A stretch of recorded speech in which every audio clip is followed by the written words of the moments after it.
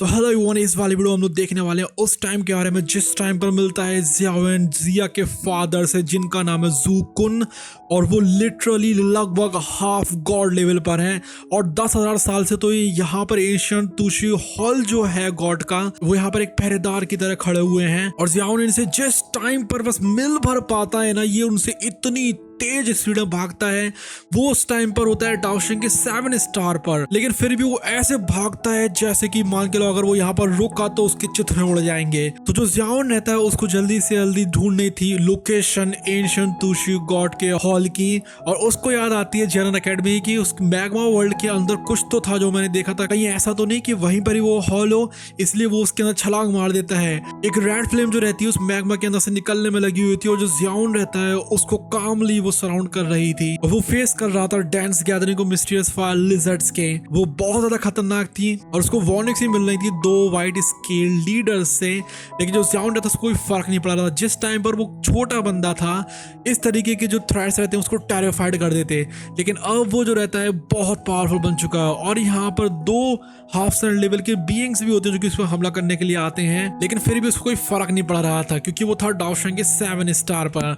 वो उस magma world के अंदर जाता जाता है और वो डाओशिंग की 7 स्टार की स्पीड से अंदर जा रहा था, लेकिन फिर भी उसको घंटों बीत जाते हैं, वो नहीं पहुंच पा रहा था बॉटम तक। तुम लोग सोच सकते हो कि वो कितना ज्यादा नीचे छुपा हुआ था। वो अपने डिटर्मिनेशन को कहता है कि मैं किसी भी हालत में नीचे तक पहुंच कर तो रहूंगा ही रहूंगा, इसलिए वो बहुत ज्यादा वास्ट अमाउंट में स्पिरिचुअल फ्लक्चुएशंस को अनलीश कर देता है, जिससे कि पूरा मैग्मा शॉक हो जाता है। और जो लिजर्ड रहती हैं वो वहां से भाग जाती हैं। जो व्हाइट स्केल लिजर्ड लीडर होते हैं वो फिर अपनी पूरी फोर्सेस को लेकर आते हैं ज़ियाओ की तरफ, लेकिन फिर भी वो कुछ नहीं कर पाते हैं।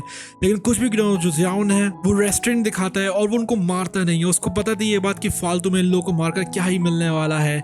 अब जो लिजर्ड्स रहती हैं वो रिट्रीट कर जाती हैं फियर में। वो उसको वार्निंग जरूर देते हैं कि तुम्हें डिवाइन पनिशमेंट मिलेगी अगर तुम टॉम में गए गॉड के। एक रेफरेंस था जिससे कि ज़ियाओ को लग रहा था कि हाँ, तुशी एंशिएंट गॉड का मेंशन जो है वो यहीं पर हो सकता है। वो इन सबसे बहुत ज्यादा हैरान हो जाता है, और अभी जिस टाइम पर वो मिलता है ना उस जू कुन से, वो लिटरली उसको पहचान भी नहीं पाता है कि ये है तो है क्या, लेकिन उसके अगल बगल में 2 बड़ी बड़ी आंखें झिलमिला जाती है और वो उस टाइम पर उसकी फट जाती है लिटरली।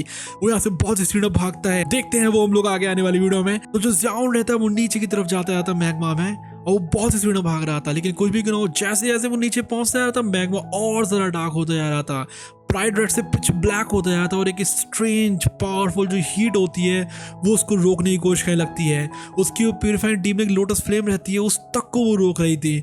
अब रेसिस्टेंस है कितना भी खतरनाक क्यों ना हो, ज़ियाओ और नीचे जाता है और देखता है कि कोई तो एंड होगा इसका, लेकिन एकदम से उसकी जो इंस्टिंक्ट्स रहती हैं, जो उसकी एक्सपीरियंस रहता है, वो उसको कहता है कि नीचे बहुत खतरनाक वाला डेंजर है। वो रुकता है और नोटिस करता है जिस टाइम पर वो टच करता है ब्लैक मैग्मा को अपनी फ्लेम कवर्ड हैंड से, उसको जो हाथ देता है एकदम से डिसअपियर हो जाता है, जैसे कि मान के लोग किसी और रियल में जा रहा हो।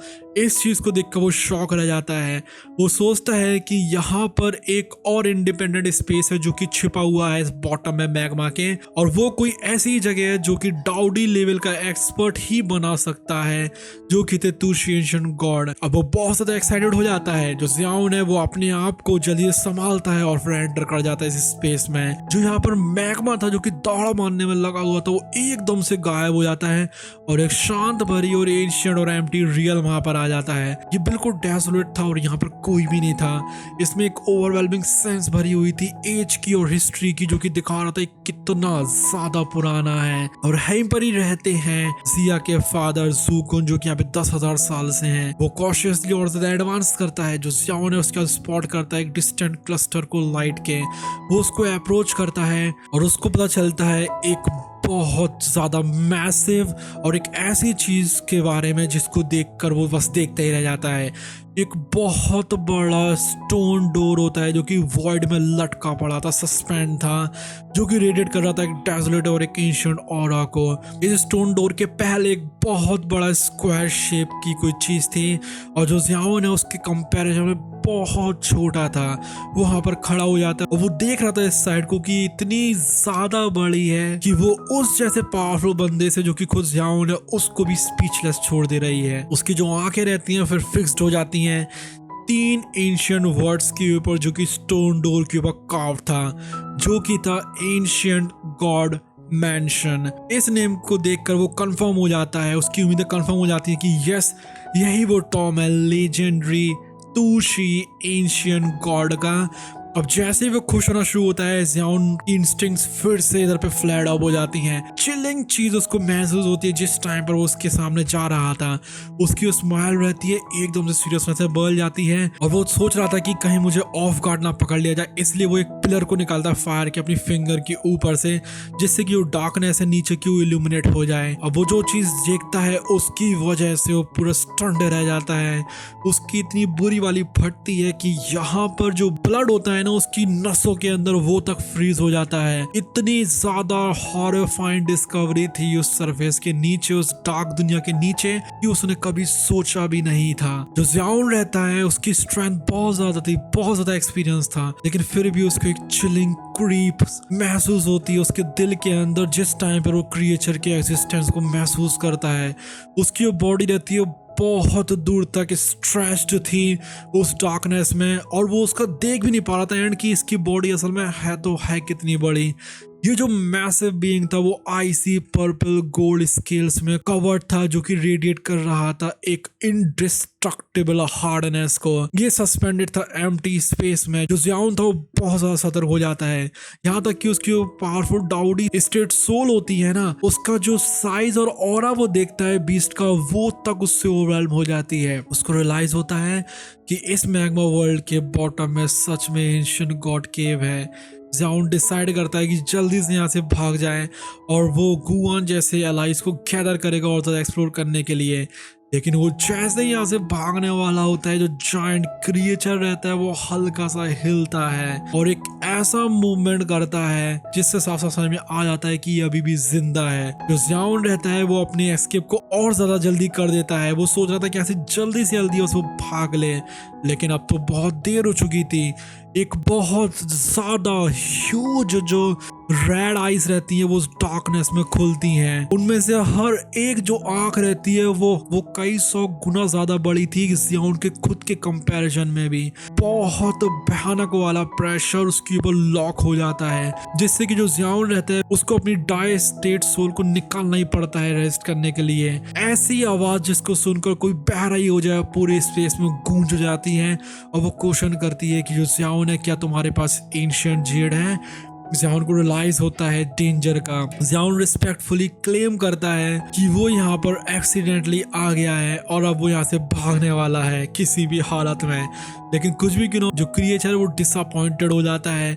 उसने यहाँ पर 10,000 साल तक इंतजार करा है, किस लिए? क्योंकि कोई बंदा यहाँ पर घूमने आ जाए, इसलिए वो लॉन्च करता है एक बहुत बड़ी पर्पल गोल्ड एनर्जी को, जो कि उसके ऊपर लॉक थी। तो ज़ियाओन रहता है वो अपनी स्पिरिचुअल बॉडी को बुलाता है काउंटर करने के लिए। उसकी जो येलो स्प्रिंग डिवाइन एंगर होती है वो क्लैश हो जाती है क्रिएचर के लाइट पिलर के साथ में और यहाँ पर एक तूफान सा मच जाता है। हालांकि वो यहाँ पर शटर करने में तो कामयाब हो गया था अपनी एडिशनल स्पिरिचुअल पावर का इस्तेमाल करके, लेकिन जो एफर्ट्स रहते हैं उससे वो कुछ भी नहीं कर पा रहा था। जो क्रिएचर रहता है उसकी कितनी टेरिफाइंग स्ट्रेंथ है उसको यहाँ पर समझ में आ गई थी, जो कि यहाँ पर टॉप टियर जो पावर हाउसेज है जो कि हुंत्यांडी और गुयान है उसको टक्कर आराम से दे सकती है या फिर उनको भी सरपास कर सकती है। अब वो देखता है ज़ियाओन को कि वो यहाँ से भागने की कोशिश कर रहा है, इसलिए वो क्रिएचर रहता है वो क्रिएट करता है एक पर्पल गोल्ड लाइट सील को, इससे कि उसको कैप्चर कर सके। अब जो ज़ियाओन था उसको पता था यह बात कि वो तो यहाँ पर खत्म होने वाला है, इसलिए जो ज़ियाओन रहता है एक एक्सटर्मिनेशन फायर लोड उसको बनाता है अपनी सील के ऊपर। लेकिन वो बैरली उसको बस हल्का सा मद्दा भर कर पा रहा था, अपने फायर लोडस का भी इस्तेमाल करके एक लाइट जो रहती है वो शॉर्ट हो जाती है उस सील में से और जो ज़ियाओन के डिफेंसेस रहते हैं उनको ब्रेक कर देती है और डायरेक्टली उसको स्ट्राइक कर देती है, जिससे कि उसके मुंह से खून निकल आता है। अब उसको चोट तो बहुत ज्यादा लगी हुई थी, लेकिन यहाँ पर ज़ियाओन की बहुत बुरी पड़ी थी। वो यहाँ से किसी भी हालत में बस भागना चाहता था, किसी भी हालत में यहाँ से निकलना चाहता था। जो क्रिएचर रहता है उसकी जो वॉइस रहती है उसको हंसी उड़ाते हुए कहती है, वो कहती है कि तुम्हारे पास होगी डाई सोल स्टेट वगैरह, कि तुम सिर्फ एक 7 स्टार के डाओ शेंग हो, तुम बहुत ज्यादा कमजोर हो मुझसे भागने में। अब जो जो ज़ियाओन है वो रियल्म के एक्सिस तक जैसे ही पहुंचने वाला होता है एक और स्ट्राइक आ जाती है ऊपर से, और लेकिन फिर भी क्यों ना हो आखिरी के मोमेंट में जो गोल्डन ब्लड रहता है जो कि उसके मुंह से निकला था वो स्लाइड की सील के पास से पहुंच जाता है। अब जिस स्टैंड पर जो गोल्डन ब्लड रहता है वो सील को टच करता है, क्रिएचर की मैसिव बॉडी रहती है वो शटर्ड हो जाती है। जो लाइट सील रहती है वो ज़ियाओन को मान के चलो क्रश कर दे रही हो, वो एकदम से इसलिए रुक जाता है। उसको महसूस होती है सेंस कि यहाँ पर कुछ तो बदल रहा है। जो ज़ियाओन रहता है उस चीज को सीज करने की कोशिश करता है, यहाँ से यही मौका है भागने का। जो क्रिएचर रहता है वो पीछे ही रह जाता है। वो मिक्स्ड इमोशंस के साथ में देख रहा था रैवेनर्स को गोल्डन ब्लड के। पहले तो वो कंफ्यूज हो जाता है, फिर उसके बाद उसको बहुत ज्यादा अच्छा लगने लगता है। उसको समझ में आती है कि ये तो खुशबू है किसी ऐसे की जिसको कि वो बुलाता है चाइल्ड। जो क्रिएचर रहता है वो इरप्ट होता है थंडर्स रोड के साथ में, और उसको बहुत ज्यादा एक्साइटमेंट हो रही थी लेकिन उसको गुस्सा भी आ रहा था। वो क्रैश हो जाता है सराउंडिंग प्रिजन लाइक स्पेस के साथ में, और एक फेंट एंशिएंट लाइट बैरियर प्रिवेंट कर रहा था उसकी एस्केप को।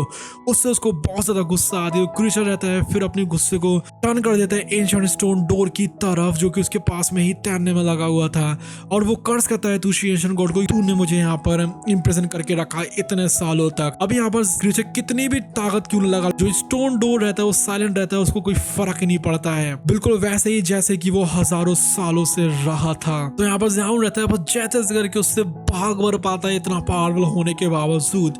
ये क्रिएचर बहुत पावरफुल, और जिस टाइम पर हुन त्यांडी पूरा जेड लेकर आएगा क्रिएचर ऐसे बाहर निकलेगा और इनके बीच में होती है सबसे ज्यादा टेरिफाइंग फाइट जो कि डाओ शेंग के एक्सपर्ट्स के बीच में हो सकती है। वो देखते हैं हम लोग किसी और आने वाले पार्ट में। और अगर आप लोग को जानना है कि जो हुन त्यांडी वो एक डाउडी कैसे बनता है तो आप लोग क्लिक कर सकते हो वाली वीडियो के ऊपर। Till then bye bye, love you, take care.